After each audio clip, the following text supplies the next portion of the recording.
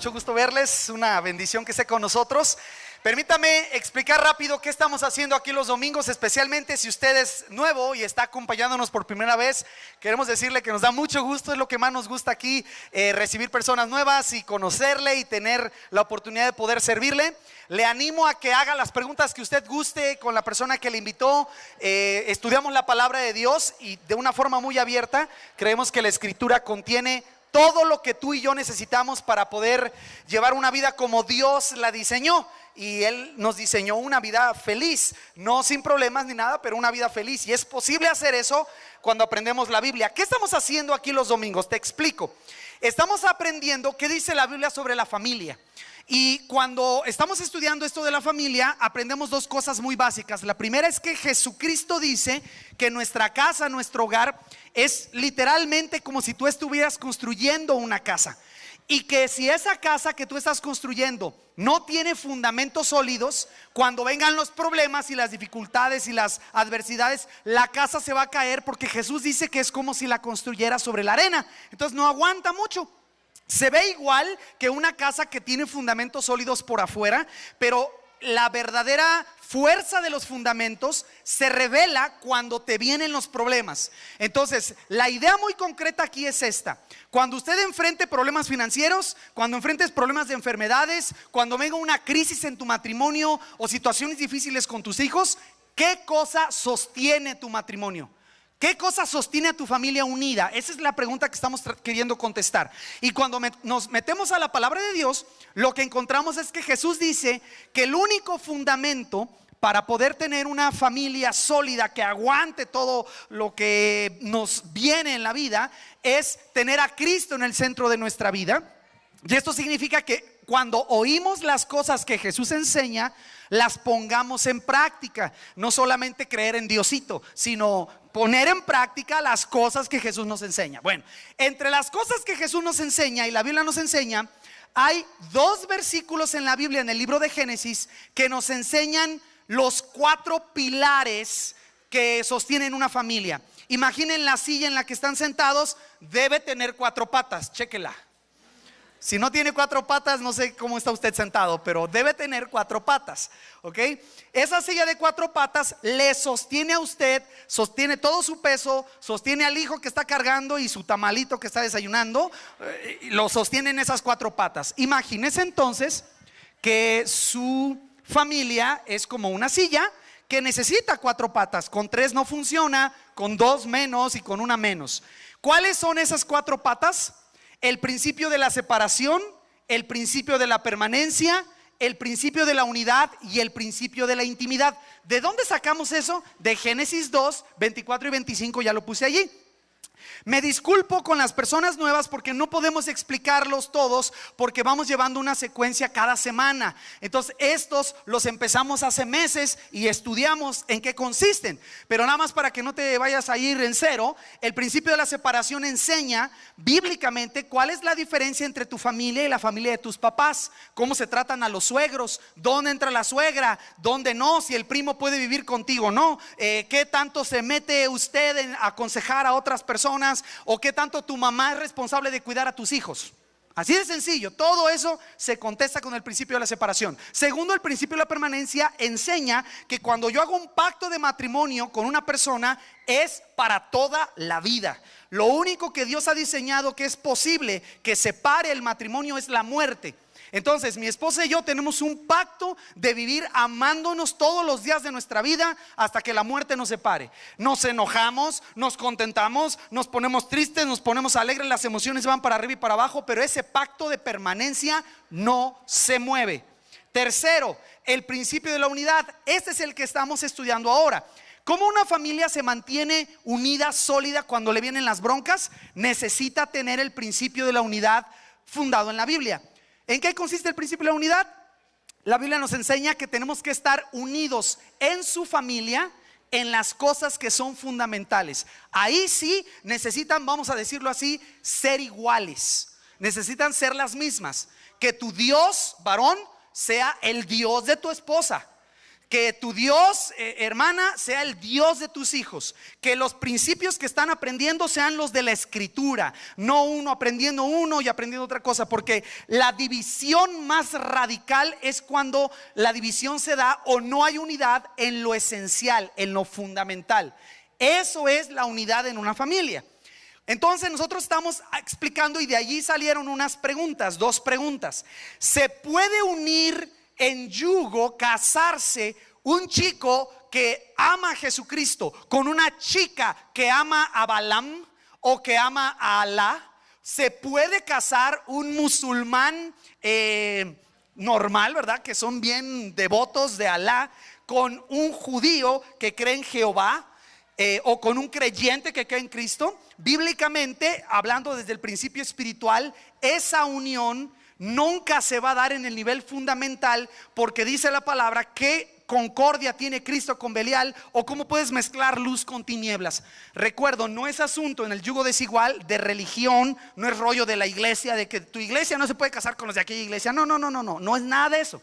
Tiene que ver con la idea de que si yo amo a Jesucristo y Cristo es mi Señor, y yo me enamoro de una chica que no ama a Jesucristo y trato de hacer una unión, la pregunta lógica es: ¿cómo tú eres capaz o puedes atreverte o es posible que quieras unir tinieblas con luz? Simplemente no checa. Y ya lo hemos estudiado. Vimos el ejemplo de Sansón, el ejemplo de Dalila, mencionamos a Salomón y demás. Contestamos esa pregunta, pero nos quedamos en la introducción la semana pasada de la pregunta que muchos de ustedes hicieron, y con un buen fundamento preguntaron: bueno, ya aprendí que un hombre creyente no debe buscar unirse en matrimonio con una mujer que no es creyente, porque la unidad va a ser solo superficial y necesita haber una unidad de fondo. Pero ¿qué onda conmigo? ¿Qué hago yo? Preguntaban algunas personas, que yo ya estoy casado con alguien que no es creyente. Y entonces a algunos les brillaban los ojitos porque decían: uy, significa que me voy a poder divorciar al fin, ¿verdad? O significa que ahora sí voy a dejarlo para venir a encontrar a un cristianito, una cristianita.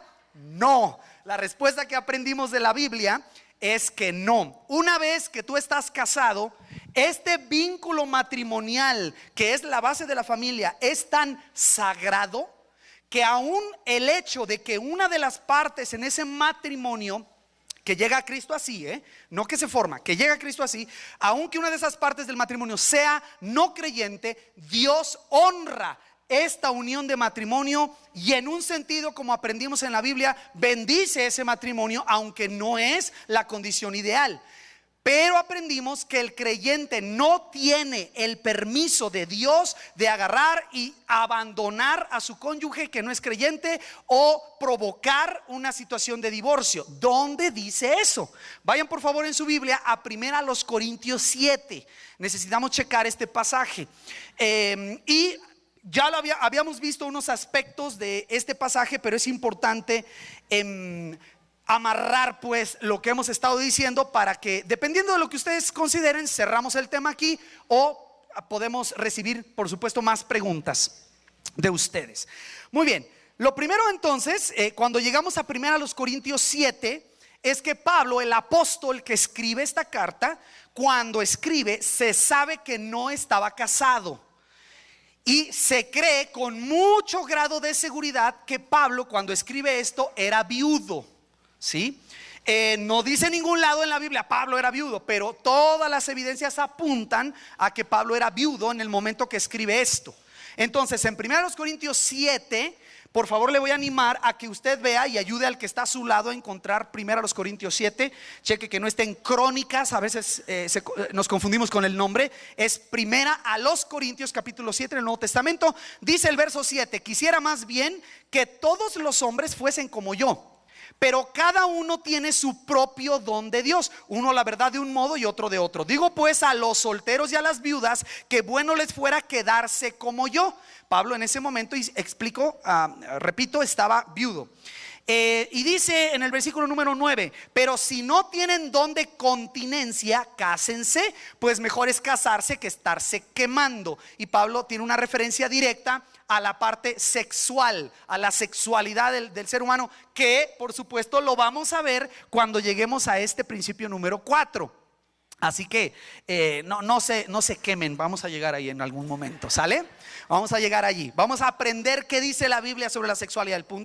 El punto aquí es sencillamente, Pablo dice, si no tienes el don de contener tu sexualidad sin estar pecando, cásate, no pecas por casarte, al contrario, ¿verdad? Dice el versículo número 10. Pero a los que están unidos en matrimonio, mando no yo sino el Señor, que la mujer no se separe del marido. Y si se separa, quédese sin casar o reconcíliese con su marido. Y la misma orden es para el varón. Y que el marido no abandone a su mujer. Y a los demás yo digo, no el Señor, si algún hermano tiene mujer que no sea creyente, ahí está la información, y ella consiente en vivir con él, ¿cuál es la orden para ese varón? No la abandone. Entonces no hay permiso bíblico o justificación bíblica para que si tú estás casado, en este caso el varón, con una mujer que no es creyente, solo por el hecho de que ella no es creyente, tú tienes el permiso de deshacer el matrimonio. No hay esa indicación. Ahorita vamos a recordar entonces qué hago. La Biblia es clara, pero quiero que observe la primera instancia. Versículo número 13 dice, y si una mujer tiene marido que no sea creyente y él consiente en vivir con ella, ¿cuál es la orden para la mujer? No lo abandone. Por el hecho de ser creyente no es, en tu caso, un permiso para que abandones al que no es creyente. Porque repito, que Dios honra la institución que Él inventó, que se llama matrimonio, que se llama familia, por encima de las convicciones de los individuos. Claro que quiere que las personas se acerquen a Él, que se acerquen a Dios, pero no es una justificación el estado de incrédulo de uno de los cónyuges como para disolver el matrimonio, especialmente desde la iniciativa del creyente. Pero Pablo explica qué beneficios hay de mantener la unidad de esta familia aún en esas condiciones. Observe su versículo número 14. Porque el marido incrédulo es santificado en la mujer. ¿Se acuerda bíblicamente qué significa o cómo se define santificar? Aprendimos que es separar o apartar. Quiere decir que porque este hombre que no es creyente está casado con una mujer cristiana, es un santo ya en el sentido tradicional que tenemos de la manita así, que mira al cielo y todo ese rollo y que no maten una mosca. No, para nada. Pero sí quiere decir que de entre todos los hombres, escucha esto, entre todos los hombres inconversos que tienen la ira de Dios sobre ellos y el juicio de Dios sobre ellos, como nosotros lo tuvimos, este hombre está puesto como aparte. ¿Por qué está puesto aparte? Porque está casado con una hija de Dios. Y el hecho de que ese hombre esté casado con una hija de Dios, Dios bendice a ese hombre de una manera que no se aplica para cualquier hombre inconverso. Y exactamente lo mismo sucede en el caso de la mujer, y todavía es más claro en el caso de un varón creyente con una mujer que no es creyente. La bendición de ese varón creyente pasa a su familia, incluyendo a su esposa, cuando esta no es creyente. Pero también se aplica a los hijos. Dice ahí en tu versículo 14: el marido incrédulo es santificado en la mujer y la mujer incrédula en el marido. ¿Por qué? Porque la unión de matrimonio impacta, reparte, salpica las bendiciones del creyente hacia el no creyente. ¿Y cuál otro beneficio hay, hermana, de mantener tu relación de matrimonio unida? Dice ahí el otro beneficio, ¿cuál es? Dice,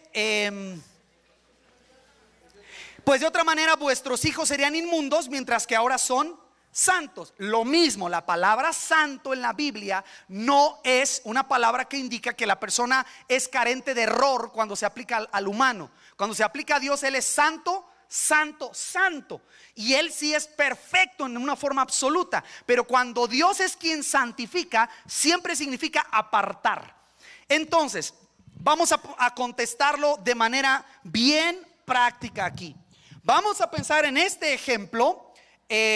Voy a poner quizás uno de los más comunes. Vamos a pensar que esta persona ha nacido de nuevo, es una hija de Dios, y el marido no cree, no ha nacido de nuevo, no tiene una relación personal con Jesucristo.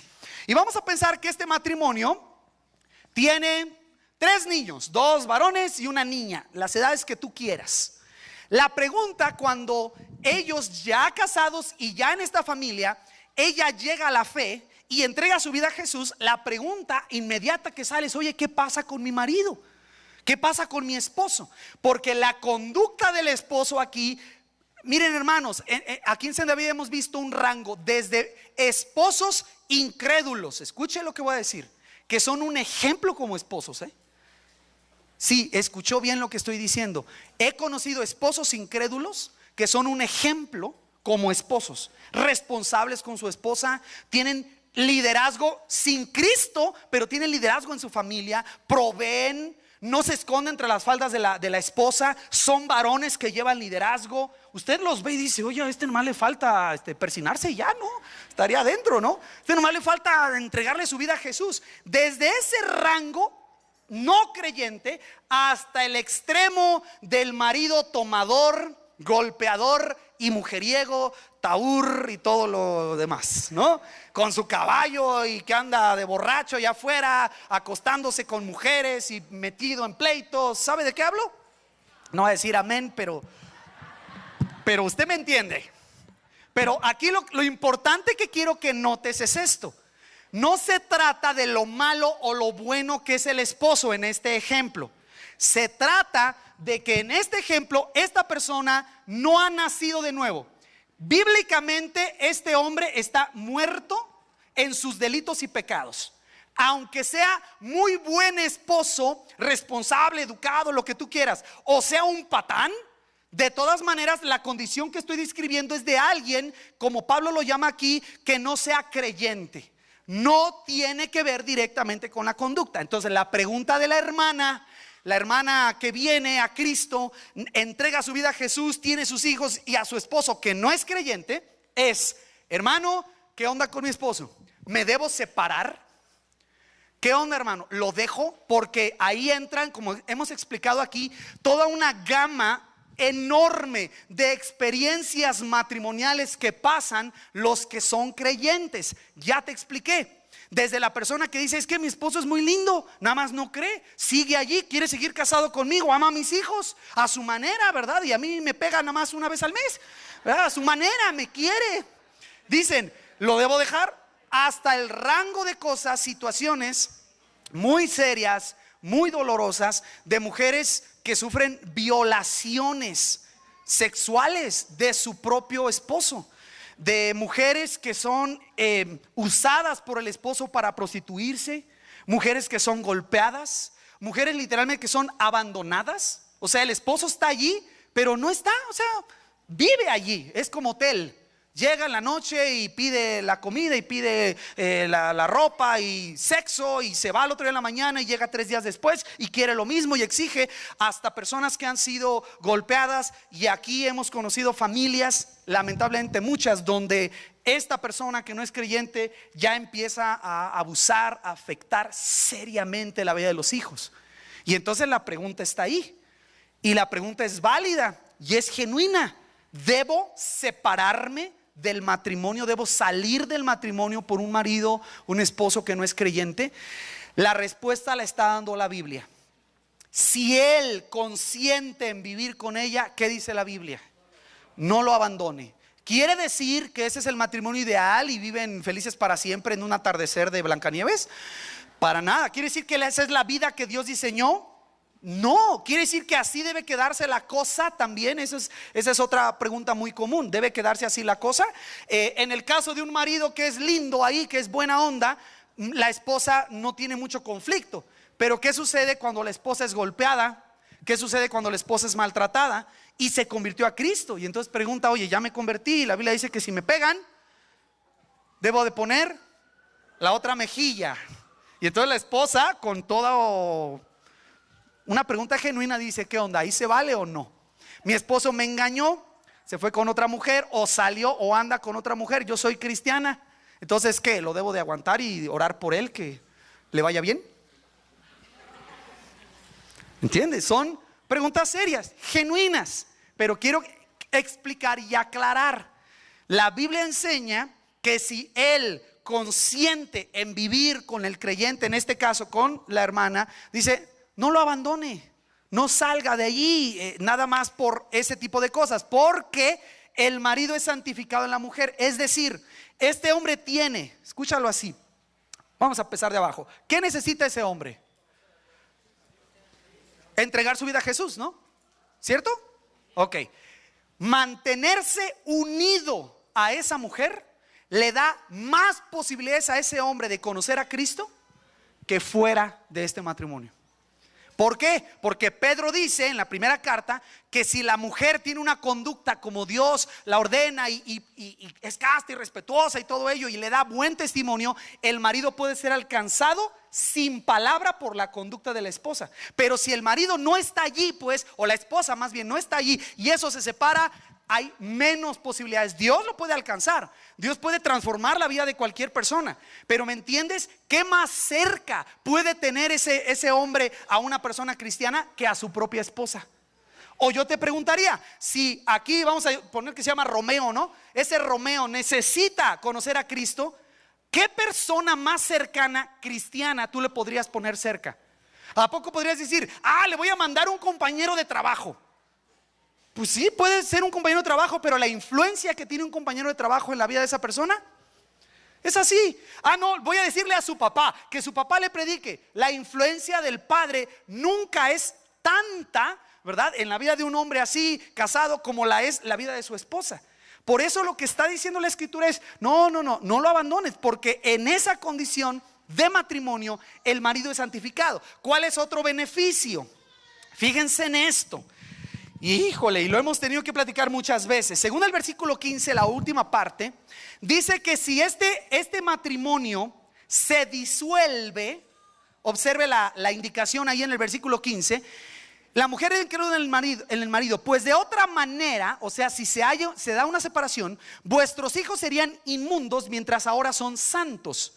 No está diciendo que los hijos de los matrimonios o las parejas divorciadas son inmundos. Lo que está diciendo es que no obtienen esa protección que da el matrimonio completo.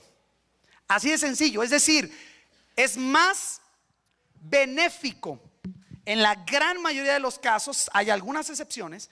En la gran mayoría de los casos es más bíblico, más acorde al principio de Dios, que un niño, un bebé, crezca con su papá y su mamá, aunque el Romeo aquí sea un inconverso, a que crezca solo con la mamá que es creyente.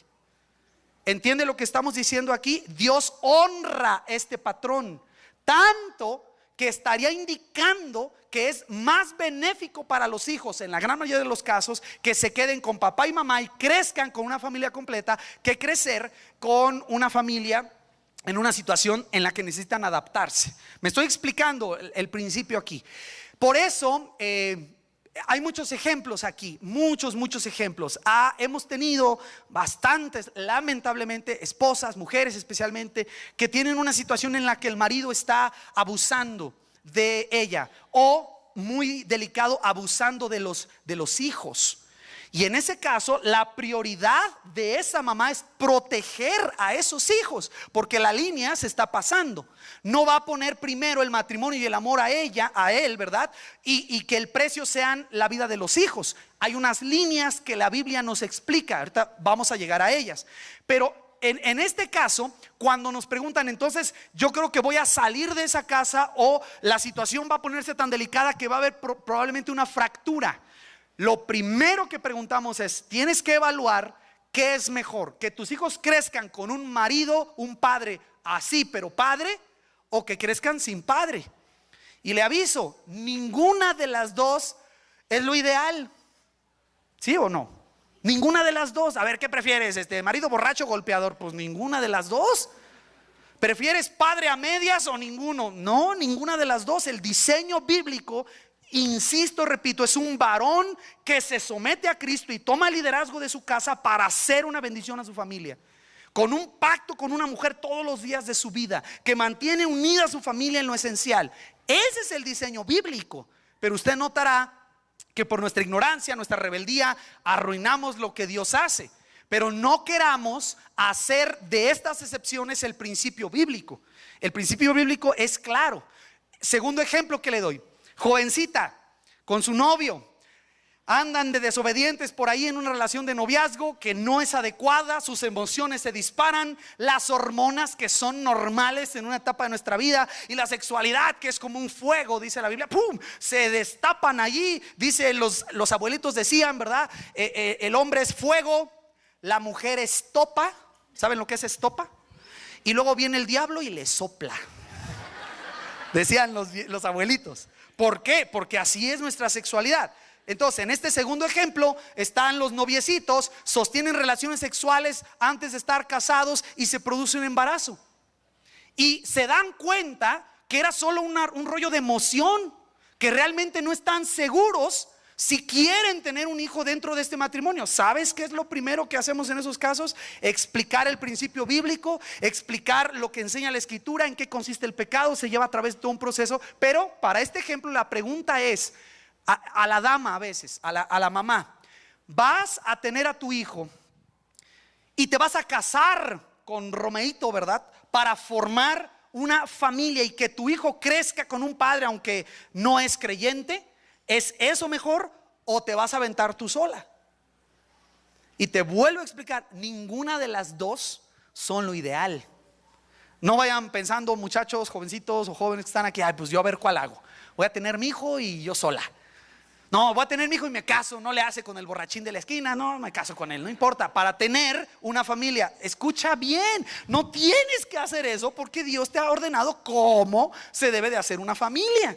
Buscar el hombre, la persona que Dios tiene para ti, que ame a Jesucristo con todo su corazón, que te ame a ti para todos los días de tu vida, y van a hacer una base sólida para una familia. Tienes que ser muy prudente, muy sabia, ¿sí? En quién te lleva flores y te manda cositas y todo eso. Escoge bien si todavía no estás casado. Aquí estamos hablando de situaciones donde se da el pecado, se da la situación de un matrimonio que ya está unido. Pero quiero insistir, no significa que solo a ciegas la mujer tiene que separarse, y tampoco significa que a ciegas la mujer debe seguir con el marido. Vamos entonces a entrar ya en lo que tiene que ver con las líneas. ¿Dónde se ponen las líneas? Observe por favor que si nosotros vemos lo que dice la Escritura en Pedro, acompáñeme entonces, habiendo leído lo que ya dijo Pablo, vamos a ver qué dice Pedro de este asunto.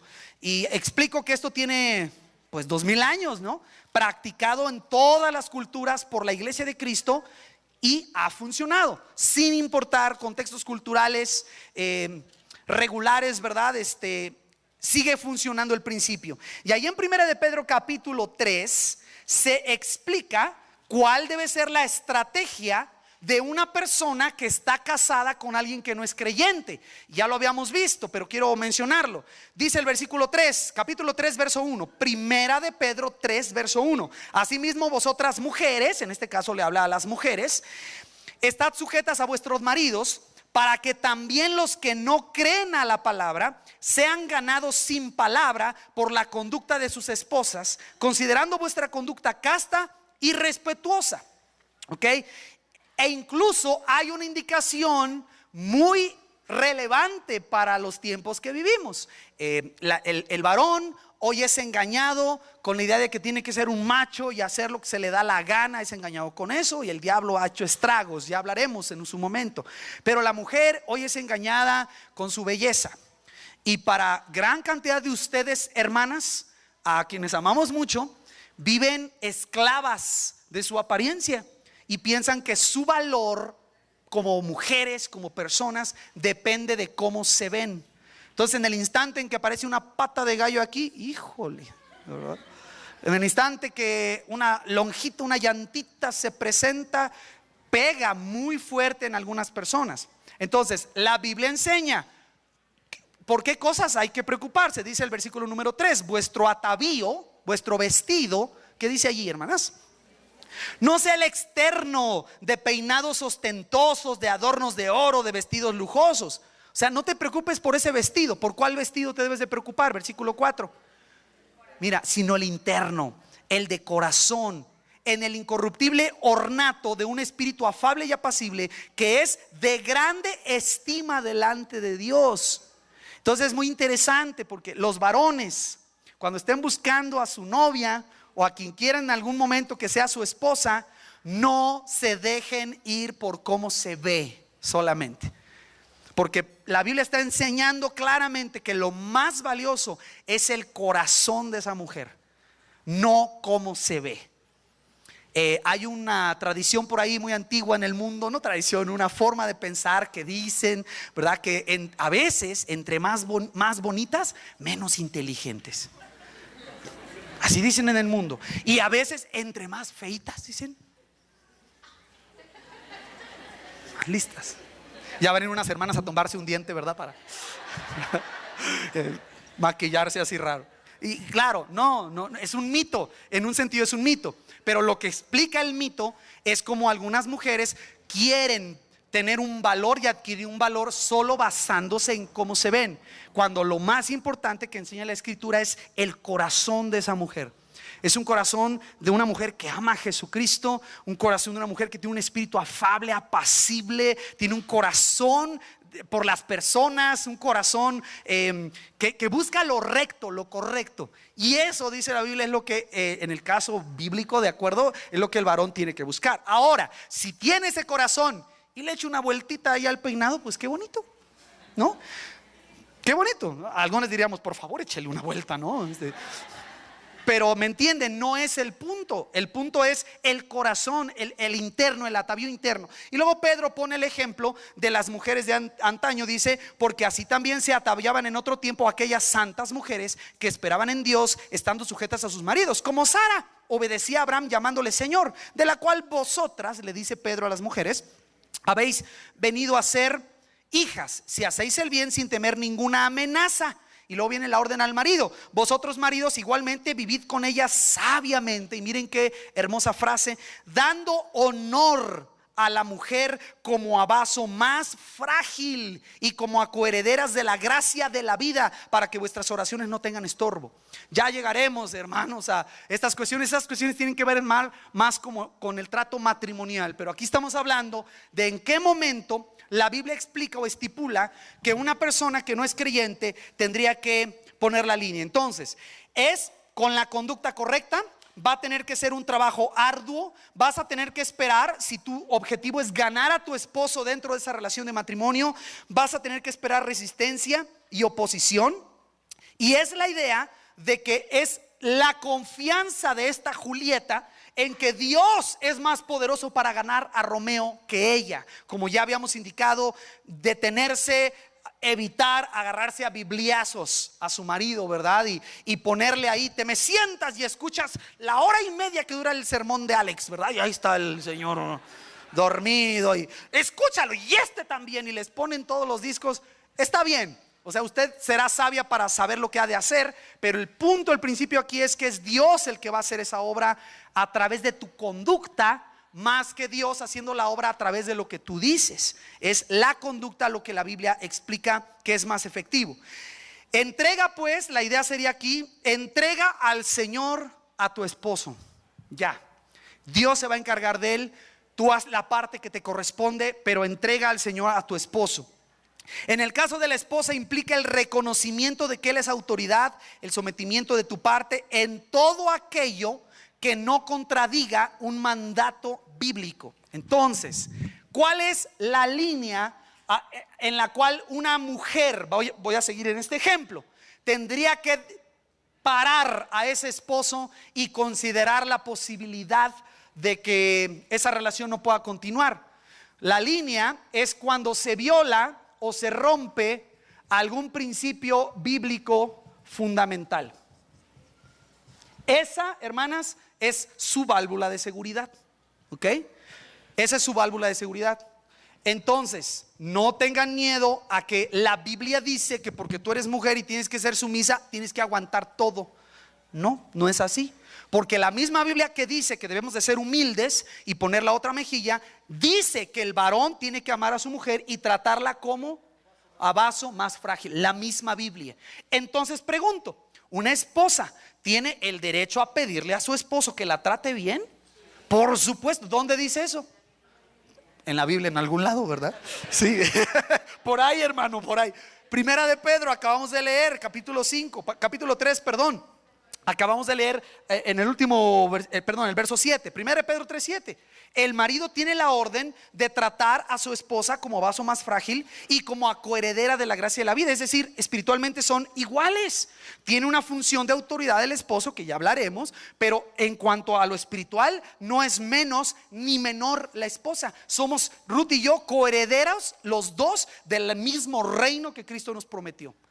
Pero como ella es mi esposa, mi obligación es tratarla como a vaso más frágil. A mi amigo Crispín le puedo hacer así, hasta para allá, ¿no? Pero a ella es vaso más frágil. Y la idea del vaso más frágil es como aquellas tacitas que te regalan, que son a lo mejor de chinas, ¿verdad? O tiene unos nombres de porcelana. Y casi no las usamos, ¿cierto? O si las usamos, esa cuando la lavas, la agarras bien y con mucho cuidado y la pones en el lugar más especial. Esa es la idea, son un tesoro. Sí, lo más preciado que tú, varón, vas a recibir es tu esposa. No son tus hijos, es tu esposa. Entonces tratar a la mujer, órale vieja, ¿verdad? Y una patada ahí. No haces eso como un vaso más frágil. Y usted me entiende de qué estoy hablando. Hay varones que tratan mejor sus autos, tratan mejor a su celular que a su esposa. Lo llevan al doctor de celulares, le actualizan, le ponen protectores y todo, y el celular es, híjole, ¿verdad? Bueno, ay, ok, usted me entiende. Bueno, muy bien. Entonces, ya hemos platicado, cuidado con la falta de perdón y todo ello. ¿Qué hace entonces una mujer que está en estas condiciones? Muy sencillo, mira. Si por la conducta del esposo se están violando principios bíblicos fundamentales, por ejemplo, en cuanto a ti, no significa que tu función como esposa es siempre estar calladita. Ya aprendimos que tú puedes decir que no a algo con toda sumisión, con todo respeto, con todo reconocimiento de la autoridad de tu esposo. Pero significa que si el esposo es alguien que está maltratándote, como es tu esposo, tienes que poner una línea entendiendo que es tu esposo, y la actitud bíblica es que lo vas a ganar por la conducta de testimonio, pero también implica el hecho de que tú tienes la orden de cuidarte y el esposo de cuidarte a ti. Así que, por ejemplo, si hay golpes, si hay agresiones físicas o maltrato psicológico, ¿la mujer cristiana está ordenada a que lo aguante y se calle? No estás ordenada por la Biblia a usted se calla y se aguanta. No, porque si eres una hija de Dios, entre más entiendes tu función y tu posición como hija de Dios, más respeto vas a exigir de quien te ama y a quien tú amas. Vas a exigir el trato de una esposa. Entonces aquí es donde empieza a ponerse interesante el asunto, porque ustedes tendrán que usar de sabiduría. ¿En qué sentido? Es perfectamente válido que una mujer que es creyente, y tiene un esposo inconverso y está siendo maltratada, es correcto, es bíblico que la mujer ponga una línea explicando al esposo que esa línea no se debe pasar. Sencillo, ¿no? Voy a meterme en problemas a lo mejor, pero la idea es esta. Bueno, yo soy tu esposa, ¿verdad? Tú eres mi esposo. Yo te amo a ti y mi Biblia y mi Dios me ordenan que yo debo respetar tu autoridad y honrar tu autoridad. Pero lo más básico para que el matrimonio funcione es que tú me debes respetar a mí. Entonces, si esta línea de los golpes se vuelve a pasar, puede haber consecuencias. ¿Ok? Ahora, no estás amenazando, estás poniendo y estableciendo la línea de que hay consecuencias cuando una persona pasa esa línea. Aquí la pregunta entonces es, ¿cuál debe ser esa línea? ¿Cómo se pone esa línea si el esposo en este ejemplo no es creyente? Le va a decir la mujer Julieta: no, pues si tú vuelves a pegarme, te voy a traer al pastor. Algunos dicen amén, apúntale, me da su teléfono. Pregunto, ¿el pastor de una iglesia cristiana es autoridad para un hombre inconverso? No, señor. Ahora, pero si es creyente, Si es creyente él y él anda maltratando a la esposa, la Biblia dice claramente que uno a uno le dice: ¿sabes qué? Si tú vuelves a pasar esa línea, te exhorto, porque eso es pecado, y si tú vuelves a pasar esa línea va a haber consecuencias. Y si no hace caso, ¿qué dice la Biblia que hay que hacer? Llevar 2 o 3 y hablar con ese varón. Y hablamos con ese varón. Oye, tú estás pasando esa línea de no tratar bien a tu esposa pero ¿por qué hacemos eso? Porque para ese varón creyente la iglesia es una autoridad. Pero ¿qué pasa con el varón que no es creyente? Si le dices: te voy a traer al pastor y a 4 hermanos grandotes. ¿Hermanos de quién o qué? Al pastor, y el pastor va a traer sus chivas también. O sea, porque no es creyente. Pero acuérdense, cosa muy importante aquí, voy a dibujar en verde.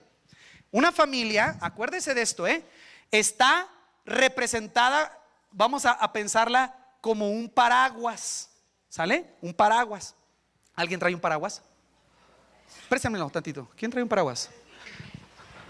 ¿Acá? Por favor, ¿me recuerda de regresárselo, hermana? Porque todavía no cambio completamente. Entonces, ok. Bueno, comercial gratis, me disculpan, eso es comercial gratis. ¿Sale? Ruth, puedes venir tantito. Ok, ¿qué sucede? Ya usted ha visto el ejemplo. ¿Qué sucede cuando nos casamos? Ella creció en su paraguas con su papá, ¿sí? Yo crecí en mi paraguas con mi papá. A lo mejor mocho, roto, con hoyos y todo, pero un paraguas, ¿no? Cuando nos casamos, salgo de mi paraguas. ¿Qué principio es ese? El principio de la separación. Y Ruth sale de su paraguas. Vamos al altar los dos, ¿no? Y al estar en el altar, fíjese la maravilla que sucede. Dios nos entrega a ella y a mí nuestro propio paraguas, ¿sí? Y a partir de ahora, nosotros dos somos los responsables de sostener este paraguas, cuidarlo, ampliarlo, para que los hijos que Dios nos diera crecieran dentro de este paraguas. ¿Qué pasen los hijos? ¿Qué pasen los hijos? Pasen los hijos. No caben los hijos. Bueno, ok. Entonces, la intención es, si usted bueno, vamos para acá porque vamos para acá. Ok. Entonces, la intención es que si nosotros vamos a tener 7 hijos, o 8 hijos, o 9 hijos, entren en este paraguas, ¿sale? Ok, pero fíjese bien.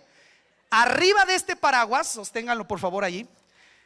El diseño de Dios para los hijos es darles un paraguas que se llama familia. Pero miren qué hermoso es esto. Cuando Dios tiene una familia que son creyentes, el segundo paraguas que Dios le pone a una familia es la iglesia cristiana, el cuerpo de Cristo. Entonces, si nosotros nos enfermamos, algo sucede, hay hermanos y hermanas que van a decir: oye, ¿y tú qué onda? ¿Qué andas haciendo? Y van a cuidarles porque está ese segundo paraguas encima. Pero la Biblia establece que hay todavía un tercer paraguas que Dios ha puesto para proteger a los hijos. ¿Cuál es? El gobierno civil. Entonces, mucha atención. La primera forma que Dios diseñó de proteger a un bebé, a unos niños, es darles papás que los van a cuidar y les ponen ese paraguas. La segunda forma que Dios diseñó para proteger a los hijos de toda la maldad que anda ahí es una iglesia cristiana, que tú pertenezcas a un grupo de creyentes que se preocupan por ti, que te ayudan, que te enseñan los principios que estamos aprendiendo aquí. Pero aquí está la clave. Encima de ese paraguas, Dios ha constituido el gobierno civil. Entonces, si ustedes se fijan, hay 3 leyes, 3 paraguas que estos chamacos tienen encima de ellos. Tienen el paraguas de sus padres. O sea, nosotros andamos checando a ver qué pasó, y esa greña, y a ver tú y en la escuela, y qué pasó con aquello, ¿me entiendes? Y cuando ella hace una cosa, yo hago otra, y luego jalamos para acá y para allá, y estamos con ese paraguas. Están protegidos por ese paraguas. Es decir, si alguno de ustedes, con sus hijos, hermanos, cualquiera de ustedes, piensa en tu hijo un momento, tus hijos, alguien externo quiere acercarse y hacer daño a tus hijos, ¿tú qué haces? Pásale, ¿cómo no? ¿Qué haces? A ver, varones, ¿qué hacen? Los defiendes. O dices: no, es que soy cristiano, pégale. Mijo, ponte para que te peguen, mijo. ¿Por qué? Porque para protegerlos a ellos, Dios ha puesto a sus padres para protegerlos a ellos, ¿me entiende? Y si me ganan a mí, ya saca las uñas, ¿verdad? ¿Me entiende? ¿Qué sucede si por alguna razón alguien quiere hacer daño y no estamos nosotros, o falto yo? Y están ellos con ese paraguas ahí. Dios ha puesto otro paraguas encima que se llama la iglesia. Y si ven a Alejandro ahí un poquito chueco, mi hermano Carlos se va a acercar a decir: oye, hermana, he visto a tu hijo muy greñudo, vamos a hacer algo al respecto. ¿Me entiende? Oye, he visto que Pablo no está haciendo bien la tarea y tú eres maestra de matemáticas. Entonces se acerca y ayuda. Y hay 10, 15, 20, 30 hermanos que Dios ha puesto para protegerlos. ¿Qué sucede si por alguna razón no está ella? Tampoco. Ni estoy yo. ¿Qué sucede? La pregunta es: ¿qué los protege? Bueno, si ellos asisten, son parte de una iglesia, tienen la cubierta de la iglesia. Pero si no, ¿qué los protege? El gobierno se para y dice: a ver, yo soy el DIF, Departamento Desarrollo Integral de la Familia, o yo soy la Subprocuraduría de Protección al Menor o de Protección a la Mujer. Estoy hablando de nuestro país. Que dice: usted quiere dañar a un menor de edad, y le echan a la policía. ¿Me entiende? ¿Por qué? Porque es un paraguas de autoridad que Dios ha puesto. Ojo, ese paraguas de autoridad del gobierno civil se corrompe, ¿eh? No es bíblico. Pero la Biblia no es bíblico en el sentido de que son cristianos, no. Pero la Biblia dice que el gobierno civil lleva la espada como servidor de Dios para darle castigo al que hace el mal y proteger al que hace el bien. Esa es una situación ideal. Ahí entra el pecado y entra lo chueco y entra la corrupción y todo, que trastorna ese paraguas. Pero de todos modos es un paraguas. Entonces la pregunta que yo le hago: si en este caso ella, como una mujer creyente, tuviese un marido inconverso, y yo mismo dentro de la familia, fíjese qué cobardía, ¿no? En lugar de ser yo el que protejo, me volteo y yo daño. A ver, ¿entiende lo que es eso? Lo chueco que está eso. El varón fue diseñado para llevar el liderazgo y proteger a su familia, y apoyándose de la esposa y proteger a la familia. ¿Se imagina qué tan mal puede estar que yo, como soy bien macho, vengo y le pego a ella, cuando yo tengo que protegerla y cuidarla como a vaso más frágil? ¿Entiende lo torcido que está eso? ¿Qué sucede en ese caso entonces? Si a mí no me importa su paraguas de autoridad, porque pues, aquí eso no me importa, yo soy el macho aquí. Rosita, pero soy el macho, ¿no? ¿Me entiende? Yo mando aquí.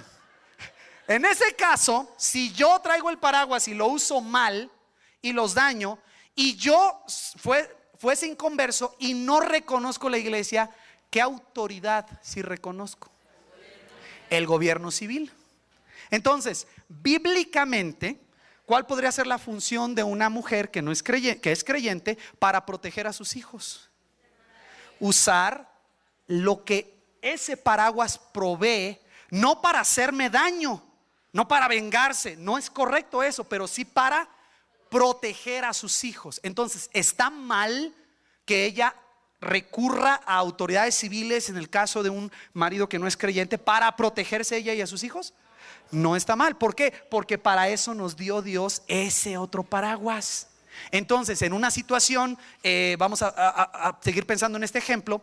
Ella viene y habla conmigo: mira, ¿sabes qué? Pues yo soy tu esposa y te quiero mucho, pero estoy aprendiendo de la Biblia, y en la siguiente ocasión que tú me quemes con tu cigarro, te quiero avisar que fui aquí a la Procuraduría de la Defensa de la Mujer y me dijeron que eso es agresión física.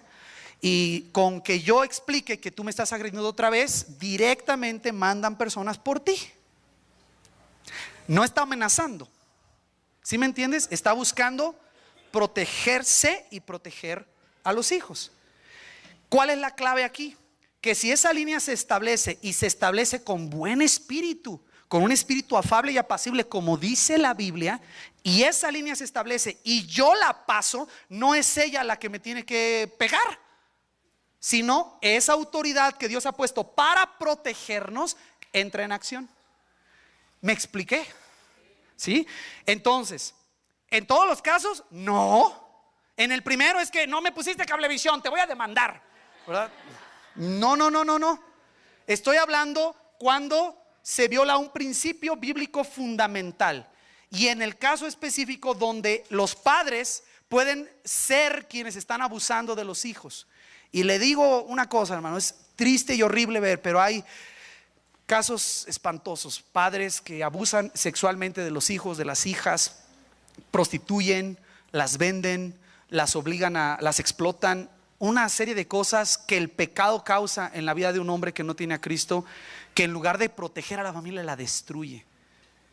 Pero quiero explicar, el creyente que está dentro de esa familia no tiene como único recurso poner la cabeza para que yo siga golpeando. También Dios le ha dado el recurso a ellos de venir a su iglesia y protegerse, ser cuidados, ser ayudados, aconsejados. Pero también está el recurso legal. Entonces le aviso algo: si su esposo, pareja, usted ve que está tocando inapropiadamente a sus hijos, hermana, ore. Pero cuando termine de orar, váyase a la procuraduría y levante una denuncia, un precedente, un acta que establezca que usted tiene una sospecha. Pero tiene que pensarlo muy bien, porque hay consecuencias. ¿Qué tal si yo paso la línea? Ella ya me dijo 2 veces, y yo paso la línea y la vuelvo a golpear, y ella va y habla con las autoridades y vienen y me detienen. ¿Qué pasa? Aquí, este paraguas que antes a medias o chueco estaba aquí, pues ahora va a quedar así. Entonces, ojo, ¿qué es mejor? Por eso no piense que aquí son enchiladas y es un volado a ver qué sale. Ella tiene que pensar muy bien: ¿está mejor así o está mejor así? ¿Verdad? Tiene que pensarlo seriamente, porque en medio del daño y todo ello, la Biblia dice que el marido es santificado en la mujer, si ella es creyente. Entonces no vaya a pensar que lo que estoy diciendo aquí es un permiso para ir mañana mismo y va a haber una fila de creyentes ahí en la Procu, ¿no? No, pero quiero explicarte que hay recursos que Dios te ha provisto para protegerte. Hay recursos. Y le aviso algo muy simple: cristianos o no cristianos, no me importa. Si usted está abusando de un niño, usted tiene un problema legal serio, Si usted se está pasando de la línea con algún menor, usted está en un aprieto serio. Y si yo estuviese cerca de esa familia, yo sería el primero que iría ante las autoridades. Si usted no reconoce la autoridad de Dios, iría a las autoridades y usted estaría en problemas. ¿Por qué? Porque esas autoridades fueron puestas por Dios para protección. ¿Me estoy explicando? Entonces no es cierto que si ella es creyente está obligada a aguantar todo lo que yo le haga. No. Tampoco es cierto que a la primera que yo paso y le rozo aquí o tuvimos un problema, ella me quiere echar a los policías. Pues no, tampoco es correcto. ¿Me entiende? Hay que tener sabiduría. Cada persona que está en cada situación tiene que tomar sus decisiones independientes, individuales, con la guianza de Dios. Hay ocasiones donde algunas personas han sido usadas por Dios cuando han aguantado situaciones horribles en su matrimonio, y Dios ha usado eso, pero tiene que ser una dirección clara para ellos. Lo mismo sucede con los hijos, con los muchachos. Hay hijos que ven cosas horribles que están pasando en su casa, en su familia, y vienen con la mamá, y la mamá, como está enamorada del novio, no les cree. ¿Sabe de qué estoy hablando? ¿No sabe de qué estoy hablando? Ok, no les cree. No, ustedes están locos, porque ¿qué tal si ella me confronta? Pues le voy a decir, ¿qué? ¿Me quieres o no me quieres? Si me quieres, pues bueno, ¿no? Y yo la chantajeo y demás, pero yo ando haciendo daño aquí. Entonces, si tus hijos te dicen algo, por favor escucha, pon atención. No andemos de paranoicos, ¿verdad? De neuróticos todo el mundo, ¿verdad? Sospechando de todo el mundo, ¿verdad? Que no te saluden los hermanos en la iglesia, ¿verdad? O sea, pero escuche. Y lo mismo, si él está recibiendo un daño y tiene el valor, la edad, el discernimiento para ir a su paraguas más alto, ve, habla. Muchachos, chiquillos que andan aquí oyendo esto, vayan y hablen con un adulto de su confianza. Hablen con él. Si esa persona no les oye, vayan al siguiente paraguas Y si esa persona no les oye, vayan al siguiente paraguas, porque Dios ha puesto 3 paraguas para protegerlos. Pero ojo, no vayan a inventar. No se vale que ella, cuando me demanda porque la quemé con un cigarro, diga: sí, me quemó con un cigarro y me torturó, así como los judiciales, y me dio toques eléctricos, cuando no es cierto. Entonces, en los casos que hemos visto aquí de personas que han recurrido a estas instancias, siempre les decimos: habla la verdad, lo que es. No inventes, no añadas. No, es que para que se le quite, hermano. No. Para que le den una calentadita ahí en los judiciales. No, eso no es una forma correcta de proceder, porque estás usando mentiras. ¿Me estoy explicando la idea? Pero insisto, esto es lo maravilloso de este ejemplo. Sigue funcionando. Este paraguas fue diseñado para proteger a su familia, y lo lleva el varón. Bíblicamente lo lleva el varón, ¿sí? Aunque sea rosa, lo lleva el varón. ¿Sale? Entonces, ¿qué está haciendo? ¿Cómo está su paraguas? La unidad del paraguas es muy importante. Si usted tiene una situación de un matrimonio mixto, donde está su esposa o su esposo que no estén en la fe, ahí está la orden bíblica. Su conducta va a ser más poderosa que sus palabras, pero usted tiene el derecho, la autoridad, con sabiduría, a poner líneas, poner límites. ¿Cuáles o cuándo? Cuando los principios bíblicos fundamentales se vean comprometidos, porque usted tiene la responsabilidad de cuidar a sus hijos, de cuidarse a usted, ¿sí? Entonces esa es la idea. Gracias, muy amables, qué lindos los 3, muchas gracias. Hermanos, tenemos un minuto. ¿Habrá alguna pregunta?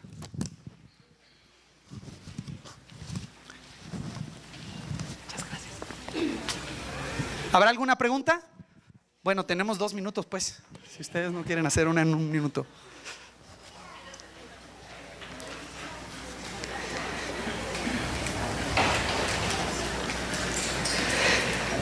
No, bueno, sí.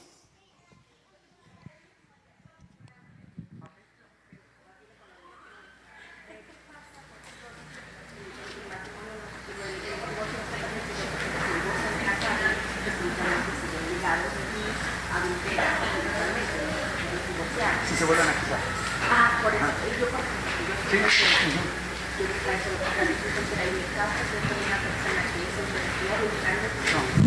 No, buena pregunta. La pregunta de mi hermana es: ¿cuál es la condición de una persona que se ha divorciado, o en algún caso que nunca se ha casado y no vive pues con la pareja ahora y luego se casa?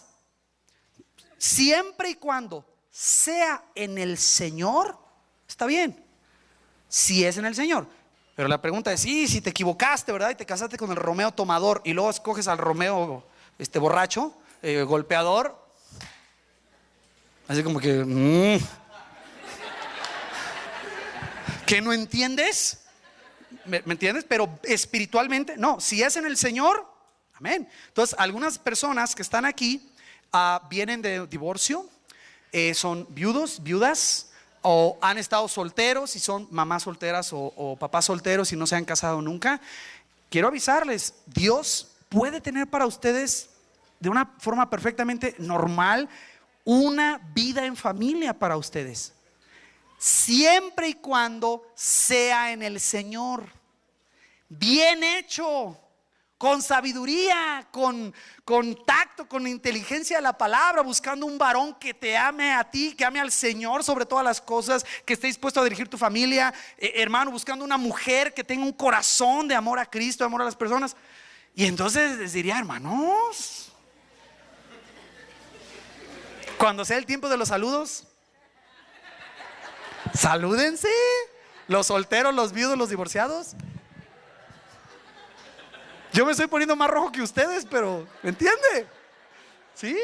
¿Por qué? Si es en el Señor, está bien. Es diferente, claro, es diferente. Yo estoy casado con Ruth y me separo. Fíjese la palabra, separo. No me divorcio, me separo. Sí, pues tú, pues yo, pues tú, pues yo. Vámonos, pues, me voy. Legalmente es mi esposa. Y luego yo ando por acá: hola, nena, ¿verdad? Y voy a orar por ti para darte seguimiento, y ¿verdad? Yo estoy legalmente casado. Entonces, si yo me uno a otra mujer, es adulterio. porque no ha terminado legalmente esa relación. Entonces sí, hay personas que han llegado aquí con su pareja nueva, flamante y nueva pareja, y no se han divorciado de la pareja anterior. Es una situación que la Biblia llama de adulterio. ¿Y qué hago? Arregla la situación. Si te vas a casar con esa persona en el Señor, empieza divorciándote bien legalmente y luego te casas. Pero es que no estoy segura, ¿verdad? Es que los dos me gustan. Te voy a mandar a la clase de adolescentes, ¿verdad? Para que definas tu corazoncito. No, lo que el Señor diría primero: bueno, termina esta relación que es irregular y ve si hay posibilidades de reconciliación con quien es realmente tu esposo. Es lo primero que Dios haría. ¿Hay posibilidades de reconciliación? Sí o no, ¿verdad? Para Dios no hay nada imposible. Pero ¿qué sucede si aquella persona ya se casó por otro lado? Entonces termina bien esa relación, y si vas a empezar una, que sea en el Señor, que sea buscando su voluntad, buscando establecer estos principios para que no la vayamos a regar, ¿me entiende? Pero sí, excelente pregunta, hermana, muchas gracias. Creo que, bueno, se nos ha acabado el tiempo el día de hoy. Vamos a continuar la próxima semana, primero Dios. Yo quiero invitarle a orar, porque en medio de lo que nos estamos riendo aquí, hay personas que tienen que tomar decisiones probablemente esta misma semana, y necesitamos orar por ellos. Hay chicos que están en situaciones bien delicadas y necesitamos orar por ellos. Varones que no están cumpliendo su papel y necesitamos orar por ellos. Que ustedes oren por nosotros, porque ya ve, es una responsabilidad enorme. Vamos a orar, vamos a ir a Dios todos. Señor, te doy las gracias por tu palabra, porque es muy clara. Gracias por la forma en cómo tú la usas y la forma en cómo se hace viva para nosotros hoy en el siglo XXI. Y quiero pedirte, Señor, por estas familias que han escuchado estos ejemplos y saben que tú les estás hablando, saben que tú estás hablando de ellos. Yo te quiero pedir que les des sabiduría de tu palabra para entender lo que deben hacer. Todos tenemos situaciones difíciles, complejas. Todos tenemos complicaciones en nuestro caso, cosas que hacen graves los problemas ya de por sí difíciles. Pero quiero orar, Señor, que tu palabra sea clara. Tú nos mandas a los que somos creyentes que nos mantengamos en esa relación de matrimonio, porque es una bendición para ese cónyuge y para esos hijos. Y tú honras tu nombre y glorificarás tu nombre siendo fiel, ayudando a esas familias. Pero Padre, sé que aquí hay personas que tienen situaciones extraordinarias. No estamos hablando de sufrimientos y problemas normales, estamos hablando de situaciones extraordinarias. Y te quiero pedir que des a ese hermano y a esa hermana sabiduría de tu palabra, de a qué autoridad debe recurrir para proteger a sus hijos. ¿Es su propia autoridad como esposa, como esposo, o debe recurrir a la autoridad de su iglesia, de sus hermanos, para que ayudemos a poner orden en la familia? O, Señor, debe recurrir a quien lleva la espada, a las autoridades civiles, al rey, como dice tu palabra, para que castigue al que hace lo malo. Ayúdanos a discernir y entender en qué momentos y en qué situaciones y en qué circunstancias es apropiado hacer eso, para no manchar tu nombre, Señor, para no dar mal testimonio de quién eres tú en nuestra vida. Enséñanos lo que es ser humilde. Enséñanos, Señor, a someternos a nuestra autoridad, a amar a nuestras esposas, a sujetarse al marido en el caso de las hermanas, y que en todo podamos honrar tu nombre. Oramos por los muchachitos, las señoritas, los niños, las niñas que deberían ser protegidos por sus familias y están siendo lastimados por ellas. Mi oración, Señor, es que envíes tu mano allí, pongas tu mano y pongas los medios para que esos chiquitos sean protegidos, Señor, sean cuidados. Da a los varones que están aquí, Señor, tu sabiduría, tu poder, tu autoridad, para que se levanten y sean protectores, sean los principales en bendecir a sus familias. Da a las mujeres valor, da a las mujeres sabiduría para saber cómo someterse con autoridad a sus esposos y a tu palabra, Señor. Y oro por aquellos que están en una condición de no casados, que tú les des sabiduría de cuál es tu voluntad, no su voluntad imperfecta, no sus emociones, no el enamoramiento, sino tu voluntad. ¿Qué persona tienes para ellos? ¿Cuándo es el momento adecuado? Si le encontrarán aquí o en otro lugar, pero que, Señor, busquen ante todo tu dirección. No que busquen pareja, que busquen tu dirección. Y creo que algunos has diseñado para quedarse como están y te servirán mejor a ti así. Y algunos has diseñado para formar una familia que glorifique tu nombre. Pero Señor, líbralos de regresar o de volver a formar familias que no te honran, o de volver a formar familias en las que serán lastimadas o lastimados, o que serán, Señor, un tropiezo para otros. Líbralos, Señor, y que en todo y por todo podamos buscar tu dirección, buscar tu voluntad y glorificar tu nombre. Gracias, papá, porque nos ayudas a hacer familias que te honran, a hacer familias que glorifican tu nombre. Somos imperfectos y nos falta mucho, pero gracias, gracias, Señor, porque nos enseñas en tu palabra qué hemos de hacer y cómo proceder. Te damos a ti la gloria, toda la alabanza es solo a ti, y te honramos en el nombre del Rey, nuestro Señor Jesucristo. Amén. Dios subió a su trono, la trompeta sonando está, la tierra le alaba, sus hijos le adoran, toda su creación le canta, la tierra le alaba.